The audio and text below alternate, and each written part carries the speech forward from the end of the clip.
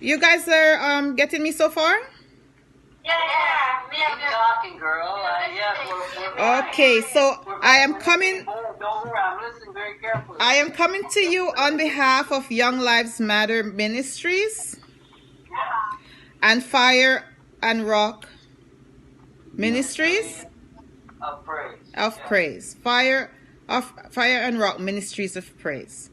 So I just want to thank Pastor Ron for giving me this opportunity to speak to mothers on this Mother's Day, and Pastor Keaton Austin. So we just want to give God thanks that today we celebrate mothers of all types, mothers out there who are holding down the fort, some of them through no fault of their own have been left to raise the kids by themselves. And there's a scripture that says when mother and father forsake you, or when the father decides to go about his way, he will step in. He will step in. Because I am a perfect example where I didn't know my father for 24 years. For most of my life, I didn't know my dad, and my mom, to look for a better life for us, had to leave us in Jamaica and came to Canada to look for a better life for us. And my sister and my brother and we were in Jamaica without parents because our fathers weren't there as well. So we had some great mothers who took, alternate mothers who took care of us. We were boarded with one lady, and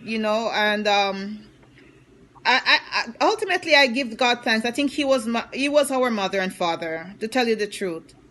Because when I look back at things that we've gone through, I said, how did we even make it? And the three of us, we made it. We came here to Canada, and we're no worse for the wear. I mean, maybe we have some emotional issues, but God, but God we have committed that to God. But for my mom, I know that she tried her best. I know that she loved us, and in whatever capacity she could, she when she was in Canada and we were in Jamaica, I know she, was longing for us, right? Yeah. It was a good 10, 11 years before we all came back together. That's a long time to be away from your children. Yeah. I think of my own situation now, and I'm thinking, if I couldn't see my kids for 10 years, like how would I, so I can empathize with my mother that she was here trying to make a better way for us to get us with her, and it must have been hard. So it's a sacrifice. Yeah. It's a sacrifice. So that's another thing. Mothers have to make sacrifice. I think of Moses' mom, Jochebed, right? When Pharaoh, the king of Egypt, was telling the midwives, they were afraid of the Israelites overcoming them and becoming, more powerful. And, the women, they were breeding a lot and multiplying, and they were scared. And he commanded the midwives, say, like, when you go to those Jewish women, make sure that if it's a boy child, don't let it live. Right? And thank God for those midwives. They didn't listen to the king of Egypt, right? They feared God, and so they didn't kill a lot of the male children. Some got killed, yes, and I can just imagine all those mothers when they know that their kid. They could feel they carried that kid for 9 months, they could feel the life in them, and for them to kill that kid before, it's hard. Like women, we go through a lot, we go through a lot, and I can just imagine Jochebed, as I said, sacrifice. She I don't know how she hid Moses, but it's only God, because babies, they cry, and they cry loud. Moses didn't cry, man. They cry loud. Have you ever heard a newborn scream? Oh my gosh! So it must have been God that kept the Moses from being discovered, And it said in the word, when she couldn't hide him anymore, she, I can just imagine her. I can put myself in her place saying, oh my God, what am I going to do?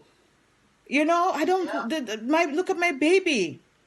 And so she did the best that she could. And when you do the best that you could by your child, God will honor that. Sometimes you're put in situations as a mother that you're like, oh my God, you're at your wit's end. Maybe your child is just being so rebellious, or they're joined bad company. Something that would just make you, hang your head as a mother and said, where have I gone wrong? And sometimes you cry out to God. I remember, as I said before, I didn't have much experience to raise kids. It's a new thing, And when the kids were growing up, especially my middle one, the one that looked like Pastor Keaton, he was a very rebellious child.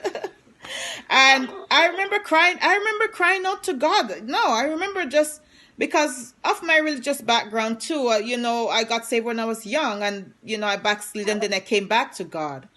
And I remember just calling upon God. And I definitely remember just after one incident, feeling like I'm going to lose my mind.